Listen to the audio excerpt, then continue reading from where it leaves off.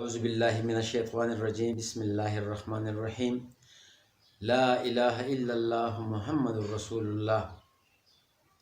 آمنت بالله وملائكته وكتبه ورسوله واليوم الآخر والقدر خيره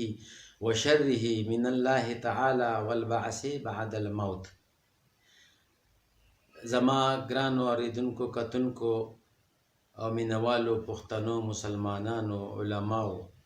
څومره چې په دې نړۍ کې د پښتنو په ریجن کې څونه پښتانه دي ټول مسلمانانو ته دا کلمه چې ما وویله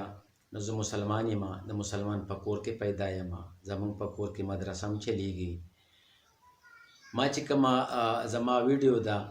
هغه ما نه په ډېره غلطۍ سره زما په ناپوهۍ سره زما نه شوې ده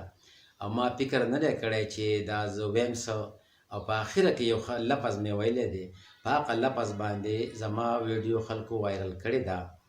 او هغه ویډیو چې ده هغه چې ما وکته خدای شته زه خفه شوم، خو خوشحاله په دې شوم چې ما ته یو مسلمان ورور مې زما مینوالو ما ته خپله غلطي په ګوته کړه. نو زه د هغه خپلې غلطۍ معافي غواړم د خپل الله نه او بیا ستاسو نه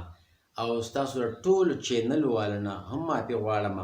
او تاسو چې زما مطابق څه کمنټس ورکړي دي که هغه ښه ورکړي دي او که بد یې ورکړي دي ما د الله د رضا دپاره تاسو ټول معاف کړي یئ او الله دې ما معاف کړي او تاسو دې ما الله پاک معاف کړي او آینده به داسې غلطي زما نه نه کېږي انشاءالله که خیري. او دا کومه ویډیو چې ده دا ډېره پخوانۍ ده خو به هر حال غلطۍ ته به غلطي وایو، تاسو ورته هم غلطي وایئ او زه خو ورته ویم